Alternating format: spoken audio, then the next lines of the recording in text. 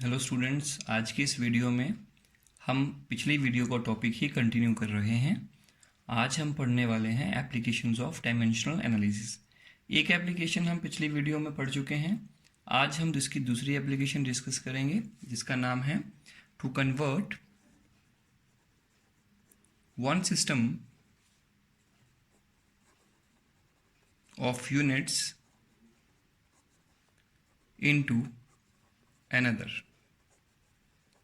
मैंने आपको पिछली कुछ वीडियोस में ये बताया था कि अलग अलग सिस्टम ऑफ यूनिट्स होते थे हमारे पास, जैसे CGS, MKS और FPS और या फिर SI। ये कुछ सिस्टम थे। इस सिस्टम के यूनिट्स अलग होते हैं, इसके अलग हैं, इसके अलग हैं, इसके अलग हैं। अब हमें करना क्या है कि हमें एक सिस्टम के यूनिट्स को दूसरे में कन्वर्ट करना है। तो वो हम डायमेंशनल एनालिसिस की हेल्प से करेंगे। कॉन्सेप्ट ऑफ डायमेंशंस जो है उसकी हेल्प से हम इसको करने वाले हैं। तो इसका सबसे पहला एग्जांपल देखते हैं किस तरह से ये कर सकते हैं। बच्चों, एक दो एग्जांपल्स आपको फॉलो करने हैं, उसके बाद आपको खुद नई प्रॉब्लम्स को सॉल्व करना है। इसी से आपका कॉन्फिडेंस आएगा और आपकी प्रॉब्लम सॉल्विंग टेक्निक जो है और कैपेबिलिटीज़ जो हैं वो डेवलप होंगी। तो चलिए कन्वर्ट, मैं लिखता हूँ यहाँ पे पहला प्रॉब्लम, कन्वर्ट 1 जूल इंटू अर्ग। या हम कह सकते हैं कि 1 जूल कितने अर्ग होते हैं। मैं आपको बता देता हूँ। जूल जो है वो SI यूनिट होता है वर्क का, और अर्ग जो है वो CGS यूनिट होता है वर्क का। It is a CGS unit, it is SI unit. तो दोनों ही यूनिट्स हैं। अब हमें SI यूनिट को CGS में कन्वर्ट करना है। तो देखिए इसको कैसे करेंगे। हमें बताना है कि 1 जूल कितने अर्ग होता है। तो बच्चों, इसके लिए आपको एक बात और समझनी है। अभी इसमें यह समझना है आपको कि कोई भी अगर हम किसी मेज़रमेंट को लिखते हैं तो मेज़रमेंट को लिखने का तरीका कैसा होता है। जैसे मैंने लिखा 5 मीटर, तो ये है उसकी न्यूमेरिकल वैल्यू और ये है उसका यूनिट। यूनिट को और न्यूमेरिकल वैल्यू को जब मल्टीप्लाई करें तो फिर हम उस फिजिकल क्वांटिटी को लिख सकते हैं। इसी फिजिकल क्वांटिटी को हम ऐसे भी लिख सकते हैं, और मैं इसको लिखता हूँ 500 centimetre, and both are same, but I change the numerical value and unit also gets changed. इसका मतलब ये हुआ कि मैं किसी भी फिजिकल क्वांटिटी को इन जनरल ऐसे लिख सकता हूँ n into you. n is the numerical value and u is its unit. तो यहाँ न्यूमेरिकल वैल्यू लिखी जाती है और यहाँ पर यूनिट लिखा जाता है। अब देखिए ये 5 मीटर जो है, 5 metre is equal to 500 centimetre. हम इसको लिख सकते हैं। तो let us suppose this is n1, this is u1, this is n2 and this is u2. So n1 u1 equal to n2 u2. अब यहाँ पे भी हम ऐसे लिख सकते हैं कि n1 u1 is equal to n2 u2. तो यहाँ पे हमें n1 गिवन में है, here n1 equal to 1, u1 is j joule, और n2 हमें फाइंड आउट करना है और u2 हमें पता है। तो अगर आपको n2 निकालना है तो n2 निकालने का जो फॉर्मूला बनेगा वो बनेगा that is n1 into u1 upon u2। तो ये हमारे पास एक फॉर्मूला बना कि दोनों के यूनिट्स को डिवाइड करिए और न्यूमेरिकल वैल्यू से मल्टीप्लाई करिए तो आपको n2 का वैल्यू मिल सकता है यहाँ से। अब इसके लिए जो कन्वर्जन फॉर्मूला है वो क्या होता है, तो मैं यहाँ पे कन्वर्जन फॉर्मूला लिखता हूँ। कन्वर्जन फॉर्मूला है n2 इक्वल टू, यही कन्वर्जन फॉर्मूला है बेसिकली। मैं इसी को दोबारा लिख रहा हूँ, n1 bracket m1 upon m2 power a, l1 upon l2 power b and t1 upon t2 power c। ये मैंने इसी को ही ऐसे लिखा है। अब आप सोच रहे होंगे कैसे लिखा। n1 को मैंने n1 की जगह लिखा, और u1 जो है वो यूनिट है, और कोई भी यूनिट है, जैसे मैं लिखूँ मीटर पर सेकंड, तो मीटर को मैं, इस यूनिट को मैं अगर डायमेंशंस की फॉर्म में लिखूँ तो एल टी माइनस वन लिखूँगा। अगर मैं लिखता हूँ केजी मीटर पर सेकेंड, कोई यूनिट है किसी का, तो इसको मैं कैसे लिखूँगा, m1 l1 t minus one. अगर मैं लिखूँगा केजी मीटर पर सेकेंड स्क्वायर, तो इसको कैसे लिखूँगा, m1 l1 t minus two. तो हम अगर इस यूनिट को, इस यूनिट को मैंने डायमेंशंस की फॉर्म में लिखा, वैसे हम इसके यूनिट को ऐसे लिख सकते हैं m1 l1 t1, और दूसरे यूनिट के लिखूंगा m2 l2 t2, क्योंकि उसकी मास, लेंथ, टाइम अलग होंगे, उसके अलग होंगे। तो क्योंकि हो सकता है इसका केजी हो, इसका ग्राम हो, तो मैंने m1 upon m2 l1 upon l2 और t1 अपॉन t2 लिखा रेशियो बना के, और पावर में लिखा a b c। बेसिकली ये पावर्स है क्या, ये जो उस क्वांटिटी का, जिस क्वांटिटी की बात हो रही है या वर्क का जो डायमेंशनल फॉर्मूला होता है mlt m1 l2 t minus to, हमने कल इसको डिराइव किया था। तो ये जो है m की पावर, इसे a कहेंगे, l की पावर को b कहेंगे और t की पावर को c कहेंगे, और ये दोनों केसेस में सेम रहेगा, इसलिए मैंने इसको कॉमन लिखा। तो इस तरह से ये फॉर्मूला हमारे पास बन जाता है। अब इसके आगे थोड़ा और कंटिन्यू करते हैं, देखिएगा। अब सॉल्यूशन हम शुरू करते हैं, कैसे लिखेंगे। तो फाइनली हमें n2 निकालना है। तो सबसे पहले हम लिखेंगे यहाँ पे जो हमारा नोन सिस्टम है, जिसकी वैल्यू हमें पता है SI यूनिट, और दूसरी तरफ लिखेंगे हम CGS, जिसका हमें निकालना है। तो देखिए m1 l1 t1 कितना होता है SI सिस्टम में, मास का वैल्यू, तो कहेंगे वो kg है। लेंथ किस में नापी जाती है, मीटर में। टाइम सेकंड में। n1 का वैल्यू बोलेंगे 1 है। यहाँ पे m2 क्या लिखेंगे, इसमें मास क्या होता है, ग्राम। l2 क्या लिखेंगे, बोलेंगे सेंटीमीटर। और t2 क्या लिखेंगे, दैट इज अगेन सेकंड। और n2 हमें फाइंड आउट करना है। This is your step number 1। Step number 2 क्या होगा, हम इसमें डायमेंशन फॉर्मूला लिखेंगे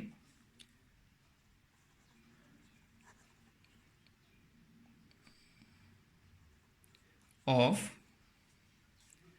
वर्क, जिसका वो यूनिट होगा जिस क्वांटिटी का, that is m1 l2 t minus two. तो हम यहाँ पे लिखेंगे therefore according to formula a equal to 1, b equal to 2 and c equal to minus two, a b c। Step number 3, use conversion formula.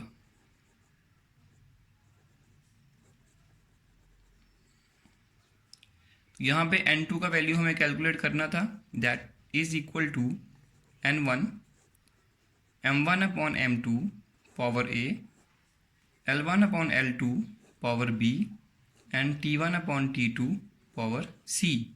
That is n1 1 है, हमने अभी देखा। m1 जो है वो kg है और m2 ग्राम है, पावर 1 है। l1 है मीटर और l2 है सेंटीमीटर, पावर 2। t1 सेकंड है, ये भी सेकंड है, पावर -2। यहाँ से g कैंसिल हो गए, mm कैंसिल हो गए, यहाँ पे k बचा। k माने तो 10 पावर 3, पावर 1 तो वही रहेगा। मल्टीप्लाई, यहाँ मल्टीप्लाई है, ये सेंटी है।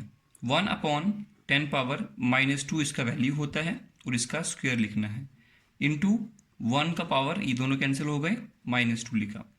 That is equal to 10 power 3, ये 10 पावर -2 ऊपर गया, 10 पावर +2 होगा, फिर 2 से मल्टीप्लाई होगा, 10 पावर 4 हो जाएगा, multiply 1, that is equal to 10 power 7।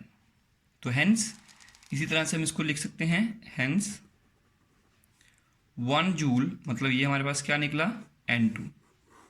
तो हमें यही निकालना था, 1 joule equal to how many erg, तो that is your n1 and u1 n2 u2। तो क्या वैल्यू आया, 10 पावर 7। तो this is our final result. 10 power 7 ergs मिलकर 1 जूल बनाते हैं। तो इस तरीके से हमने कन्वर्जन करना सीख लिया। Problem number 2, convert 1 newton into dyne. तो मैं आपको बता दूं, ये आपने पहली बार सुना होगा, dyne is the unit of force, newton is also a unit of force. तो न्यूटन फोर्स का SI यूनिट है, it is SI and this is CGS unit of force. अब हमें बताना है, हमें ऑब्वियसली हम समझ रहे हैं N1 हमें पता है, N2 हमें पता है, sorry it's U2 actually, U1, N2 हमें नहीं पता, U2 भी हमें पता है। तो हमें N2 का वैल्यू निकालना है, तो इसके लिए हम कन्वर्जन फॉर्मूला यूज़ करेंगे जो हमने कहा। तो स्टेप नंबर 1, सबसे पहले हम क्या लिखेंगे, नंबर 1 यहाँ पर लिखेंगे SI सिस्टम वाले यूनिट्स, जो हमें गिवन वाला है उसको लिखेंगे यहाँ पे गिवन वाला, और यहाँ जो हमें गिवन में नहीं है वो वाला लिखेंगे। याद रखिएगा इस तरह से लिखा जाता है। यहाँ पे M1, L1, T1, N1, यहाँ पर M2, L2, T2, N2। ऐसे सिस्टम में मास केजी में नापा जाता है, लेंथ मीटर में नापी जाती है, टाइम सेकंड में नापा जाता है, n का वैल्यू यहाँ पे गिवन में 1 है, M2 ग्राम है, ये सेंटीमीटर है, और t का वैल्यू भी सेकंड है, N2 का वैल्यू हमें जानना है। इसके बाद स्टेप नंबर 2, स्टेप नंबर 2 में हम लिखेंगे dimension formula of this force, जो भी वो क्वांटिटी का यूनिट होगा, that is M1 L1 T-2। तो देयरफॉर आप समझ गए होंगे, A का वैल्यू 1 है, B का वैल्यू 1 है, और C का वैल्यू -2 है। स्टेप नंबर 3, कन्वर्जन फॉर्मूला लिखो, N2 equal to N1 power bracket M1 upon M2 power A, L1 upon L2 power B, T1 upon T2 power C, and that is again equal to 1 kg upon gram, क्योंकि M1 का value ऊपर kg है, power A 1 है वो, metre upon centimetre power 1, and second upon second power -2, second cancel, metre cancel, g cancel. यहाँ से आएगा हमारे पास, यहाँ से आएगा k का वैल्यू होता है 10 पावर 3, कल पढ़ाया था, इनटू ये आएगा 1 अपॉन 10 पावर -2, c का वैल्यू 10 पावर -2 डिनोमिनेटर में है, into 1, and that is equal to 10 power 3 into 10 power 2, denominator से ऊपर जाएगा, पावर पॉजिटिव हो जाएगी, that is equal to 10 power 5, that is N2। Therefore क्या लिख सकते हैं, 1 newton equal to 10 power 5 work. This is the result. हमारी तीसरी प्रॉब्लम है कि हमारे पास में एक फोर्स है 100 न्यूटन, इसको हमने एक ऐसे सिस्टम में कन्वर्ट करना है जिस सिस्टम में लेंथ का यूनिट मीटर होता है, इसका मास का केजी होता है, और टाइम का मिनट होता है। तो बच्चों हमने ऐसा कोई यूनिट पढ़ा ही नहीं, ऐसा कोई सिस्टम हमने नहीं पढ़ा जिस सिस्टम में इस तरह के यूनिट्स हों। हाँ, मीटर केजी और अगर इसकी जगह मिनट की जगह सेकंड होता तो ज़रूर कहते। तो ये एक नया सिस्टम है हमारे पास जिसमें हमें ये कह रहे हैं आप कन्वर्जन करिए। तो इस तरह का प्रॉब्लम भी आपको आ सकता है। तो चलिए इसको करते हैं। तो सबसे पहले देखिए, हमें एक न्यू सिस्टम में कन्वर्जन करना है। तो सबसे पहले हम स्टेप नंबर 1 लिखते हैं यहाँ पे, जिसमें हमें गिवन है न्यूटन फोर्स का यूनिट होता है।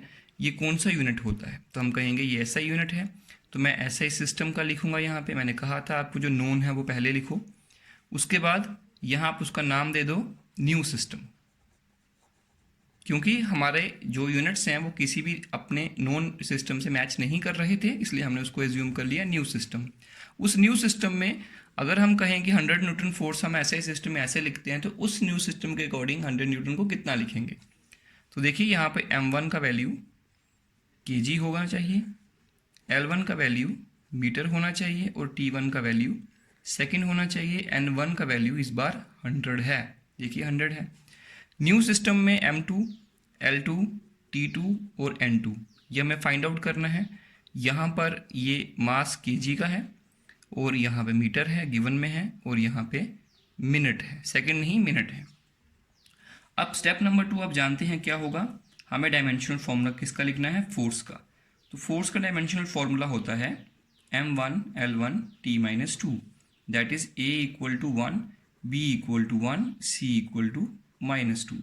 स्टेप नंबर 3 आप जानते हैं, हमें कन्वर्जन फॉर्मूला लगाना है, that is equal to n1 m1 upon m2 power a, l1 upon l2 power b और t1 upon t2 power c, that is equal to n1 को लिखिए आप यहाँ पर 100, क्योंकि उन्होंने इस पर 100 दिया है m1 वही kg upon kg, m1 m2 दोनों kg हैं, पावर 1, उसके बाद metre upon metre, l1 l2 length है, मीटर अपॉन मीटर, पावर 1, और टाइम t1 है सेकंड में और ये t2 मिनट में है, power -2, that is equal to 100, ये कैंसल, इनका 1 हो गया, इनटू यहाँ देखिए ऊपर सेकंड है और नीचे मिनट है, तो मिनट हमें पता है 60 सेकंड के बराबर होता है, पावर -2 है, सेकंड कैंसिल हो गए, यहाँ से आएगा 100 इंटू 1/60 का पावर -2 है, तो 60 का पावर +2 हो जाएगा, 60 का स्क्वायर हो गया। तो यहाँ से हमारे पास बनेगा that is equal to 100 into 60 का स्क्वायर होगा 3600, that is equal to 360000, this is your n2। तो हम यहाँ पे लिख सकते हैं hence 100 newton equal to 360000 units of force in new system. New system का जो भी यूनिट होगा वो 100 न्यूटन के इतने टाइम्स होगा। तो इस तरह से हम इसको बना सकते हैं। तो इसमें बिल्कुल भी चिंता करने की ज़रूरत नहीं थी कि ये नया सिस्टम है तो क्या करेंगे, तो कहेंगे नया सिस्टम है तो उसको न्यू सिस्टम लिखकर उसका यूनिट हम इस तरह से कन्वर्जन कर सकते हैं। तीसरी एप्लीकेशन है डायमेंशनल एनालिसिस की, टू डिराइव द फॉर्मूला। तो चलिए देखते हैं इसमें हम क्या करते हैं, किस तरह से डायमेंशंस का यूज़ करके हम फॉर्मूला डिराइव करते हैं। तो आपके सामने एक प्रॉब्लम है, इसको ध्यान से पढ़िएगा, मैं एक बार डिक्टेट करता हूँ। The centripetal force F acting on a particle moving uniformly in a circle may depend upon mass m, velocity v and radius r of the circle.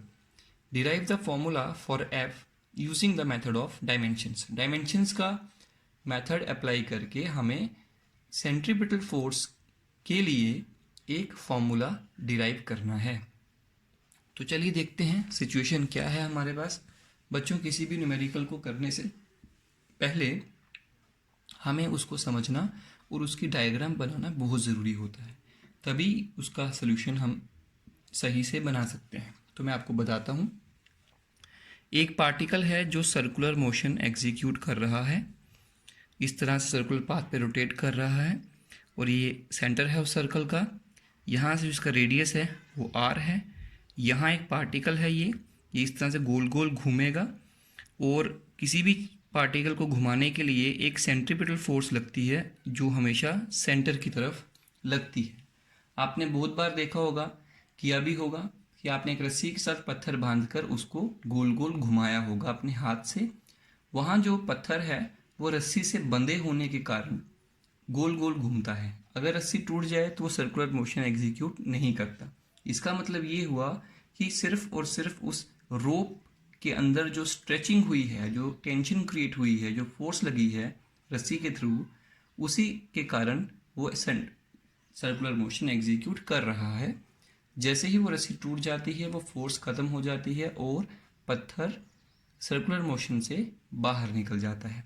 तो बच्चों, कोई भी पार्टिकल अगर सर्कुलर मोशन करता है तो उसके लिए सेंट्रीपिटल फोर्स रिस्पॉन्सिबल होती है, और वो सेंट्रीपिटल फोर्स का फॉर्मूला हम आज बनाने वाले हैं using the method of dimensions. अब ये पार्टिकल इस तरह से घूम रहा है, गोल गोल घूमेगा। इस पार्टिकल का मास m है और इसकी वेलोसिटी v है।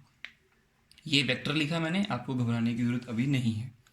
तो इस तरह से पार्टिकल गोल गोल घूम रहा है। तो उन्होंने बताया कि जो सेंट्रीपिटल फोर्स रिक्वायर्ड होगी इसको घुमाने के लिए, वो फोर्स एक तो पार्टिकल के मास पे डिपेंड करती है कि मास कितना है, ज़्यादा मास तो ज़्यादा फोर्स लगेगी, कम मास तो कम लगेगी, और हो सकता है कम मास तो ज़्यादा लगे और ज़्यादा तो कम लगे, हमें नहीं पता।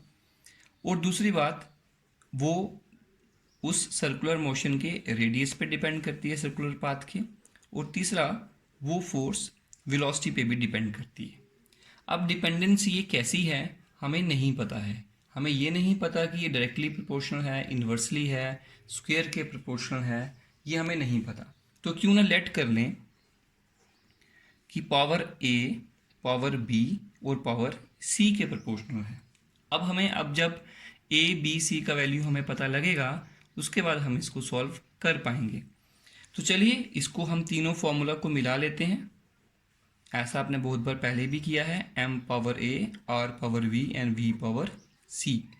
और इसी को हम ऐसे भी लिख सकते हैं, f is equal to constant k, proportionality को हटा के कॉन्स्टेंट लगाया, m power a, r power b and v power c। This is equation number 1। ये हमारा पहला स्टेप हुआ कि जो भी क्वेश्चन में हमें बताया हुआ है कि किस किस पे डिपेंड कर रहे हैं, मैक्सिमम टाइम आपको 3 चीज़ें दी होती हैं। मैक्सिमम टाइम आपको इन प्रॉब्लम्स में 3 ही होंगे जिन पर डिपेंड करेगी हमारी फोर्स। तो वो तीनों को मैंने लिखा, m power a, r power b, v and v power c। वो तीनों को मिला के एक फॉर्मूला क्रिएट कर दिया। अब ये फॉर्मूला तभी कंप्लीट होने वाला है जब हमें a b c का वैल्यू पता लगेगा। तो अब हमें हमारा जो नेक्स्ट टास्क है वो है a b और c का वैल्यू कैलकुलेट करना। अभी हम क्या करेंगे, right the dimension of each term. हर एक टर्म की डायमेंशन लिखो। तो लिख देते हैं, यहाँ से शुरू करते हैं। देखिएगा इसमें ध्यान से कैसे कैसे करेंगे इसको। देखिए यहाँ से f का डायमेंशन सबसे पहले लिखते हैं, that is m1 l1 t-2 that is equal to k। तो कांस्टेंट है, इसका डायमेंशन नहीं होगा, इग्नोर करो। डायमेंशन होगी तो लिखो, नहीं है तो नहीं लिखो, पर नहीं होगी। m का power a, that is m मास, मास का डायमेंशन m होता है, पावर a। उसके बाद रेडियस है, दैट इज लेंथ, तो लेंथ का पावर b। और वेलोसिटी होती है lt-1। आपको डायमेंशन सबकी याद होनी चाहिए एप्लीकेशंस करने के लिए। अब देखिए यहाँ को मैं फिर से लिखता हूँ, और करके लिखते हैं m1 l1 t-2 equal to m power a l power b plus c। इसका b है, इसका c है, तो basis are same, powers are added, t का power minus c। Compare the powers, powers को कंपेयर करो दोनों तरफ। तो क्या आएगा, a का वैल्यू आएगा 1 और b का वैल्यू नहीं, b प्लस c का वैल्यू, l का पावर को l की पावर से कंपेयर करो, t की पावर को t से करो, m की पावर को m से करो। तो b plus c equal to 1 and minus c equal to -2 implies c equal to 2। यहाँ से c का वैल्यू निकल गया, a का वैल्यू भी आ चुका है। और अब हम इस c को यहाँ पे पुट करेंगे तो b प्लस 2 इक्वल टू 1, तो b इक्वल टू 2 को उधर ले जाइए तो -1 आ जाएगा। तो ये हमारे पास a b और c की वैल्यूज़ आ गई। अब हम a b और c की वैल्यूज़ को इक्वेशन नंबर 1 में सब्स्टिट्यूट करेंगे। तो from equation number 1 f equal to, f का वैल्यू हमने बनाया था k m power a, r power b and v power c। तो यहीं से k m का power a that is 1, r power b का वैल्यू आया था -1 और v power c that is 2। ये हमारा आया, तो हमने इस पर सब्स्टिट्यूट कर दिया। तो therefore f equal to k m v square, और r का पावर -1 था तो नीचे ले जाएंगे तो 1 हो जाएगा r। Students, this is the required formula. यही हमारा रिक्वायर्ड फॉर्मूला है और इसी के लिए हम ये सब कर रहे थे। आपने ऐसे फॉर्मूला को पहले देखा भी होगा कि सेंट्रीपिटल फोर्स का फॉर्मूला mv²/r होता है. Now from experimental observations,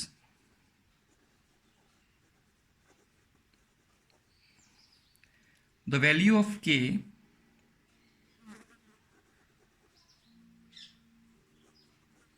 is 1.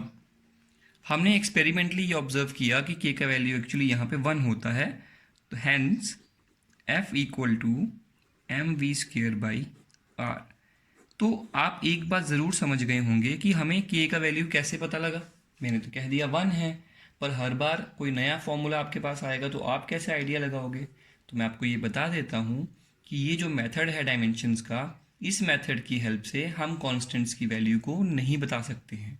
यही इसका ड्रॉबैक है, यही इसकी लिमिटेशंस हैं. बच्चों, इसकी लिमिटेशन बहुत इंपॉर्टेंट है, डायरेक्टली एग्जाम में पूछी भी जाती हैं कि what are the limitations of dimensional analysis. तो एक तो हमने आज नोट कर ली कि डायमेंशनल एनालिसिस की मेथड से हम किसी फॉर्मूला को जब डिराइव करते हैं तो उस डेरिवेशन में जो कांस्टेंट आएगा उस कांस्टेंट की वैल्यू इस मेथड से कैलकुलेट नहीं हो सकती है. तो जब आप पेपर में या एग्ज़ाम में लिखेंगे तो आपको बस यहीं तक ही लिखना है, इसके आगे नहीं लिखना है. If you know you can right, if you don't know stop here. आपका कोई मार्क नहीं कटेगा. तो डोंट वरी अबाउट कांस्टेंट, क्योंकि इस मेथड से तो हम कर ही नहीं सकते. तो फॉर्मूला बना सकते हैं, वो हमने बना दिया. हम ऐसा ही एक और प्रॉब्लम डिस्कस करते हैं. हमारी अगली प्रॉब्लम है, consider a simple pendulum having a bob attached to a string that oscillates under the action of force of gravity. Suppose the period of oscillations of simple pendulum depends on length, mass and acceleration due to gravity. Derive the expression for its time period using the method of dimensions. तो चलिए देखते हैं बच्चों कैसे करना है question. सबसे पहले मैं इसकी डायग्राम आपको समझाता हूँ कि हो क्या रहा है और उसके बाद हम इस फॉर्मूला को डिराइव करेंगे.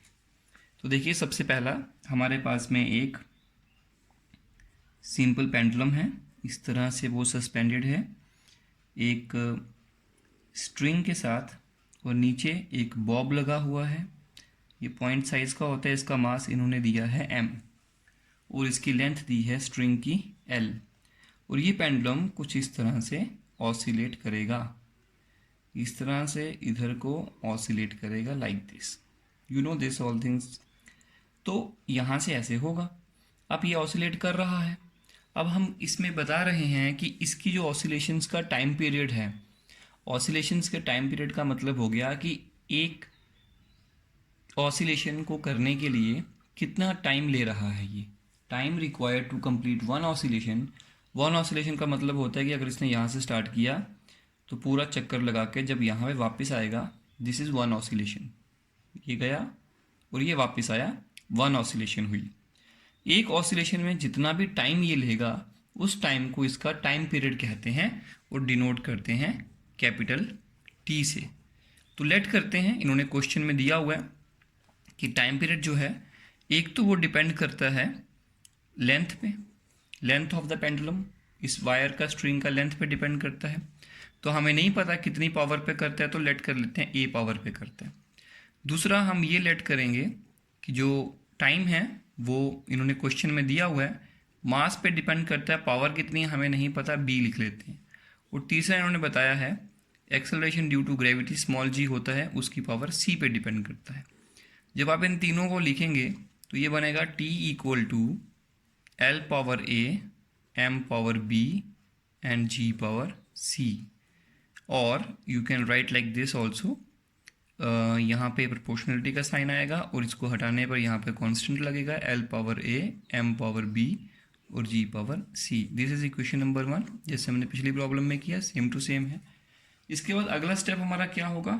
अगला स्टेप हमारा ये होगा कि हमें इन सब का डायमेंशन फॉर्मूला लिखना है. तो सबसे पहले टी का डायमेंशन फॉर्मूला लिखो, तो वो तो टी ही रहेगा टाइम का.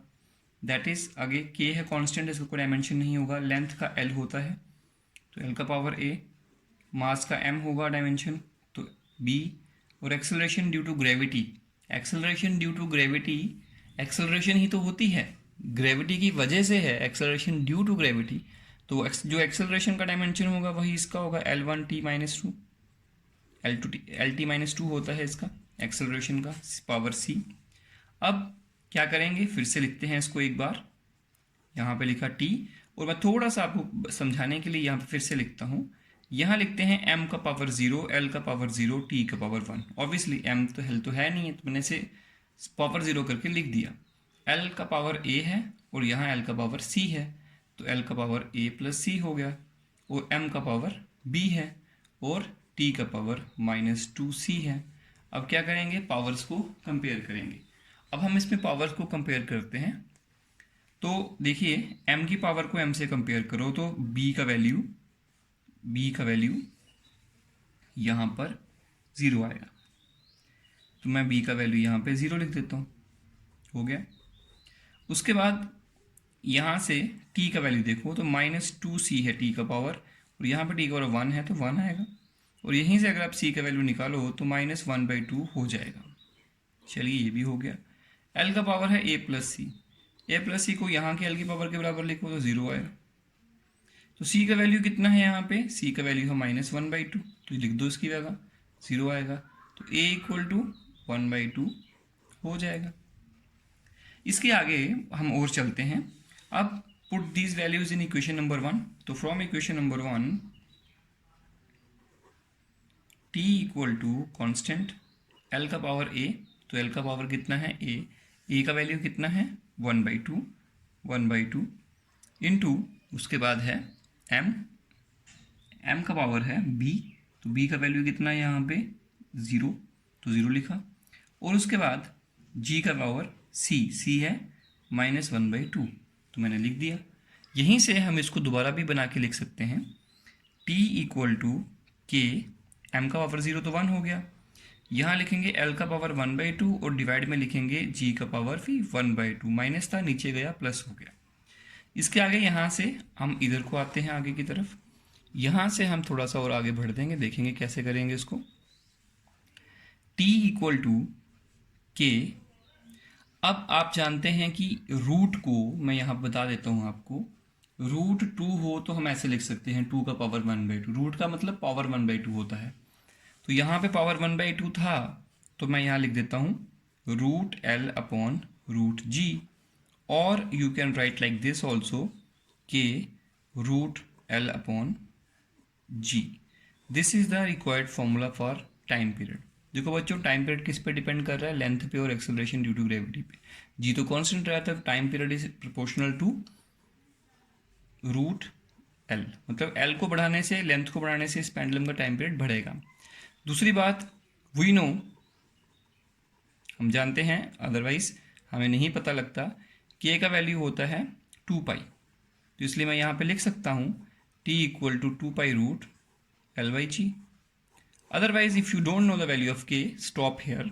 You will get full marks in exam. तो ये था हमारा दूसरा प्रॉब्लम। इस तरह से और भी प्रॉब्लम्स आपकी बुक्स में दिए हुए हैं। Please try these problems at home also. सबसे पहले ऐसी ही प्रॉब्लम को देखकर एक बार खुद ट्राई करो। जब एक बार इन प्रॉब्लम्स को खुद निकालोगे, फिर आप ऐसी ही नई प्रॉब्लम्स को भी ट्राई करो। तो हमारा डायमेंशनल एनालिसिस यहीं तक था। हमने इसकी तीनों एप्लीकेशंस 2 वीडियोस में डिस्कस कर ली हैं। अगली वीडियो में मैं आपको इसके रिलेटेड डायमेंशनल एनालिसिस के बेसिस पर जितने भी न्यूमेरिकल्स प्रीवियस ईयर्स में नीट या जेईई में आ चुके हैं, वो न्यूमेरिकल्स मैं आपको अगली वीडियो में करवाऊंगा।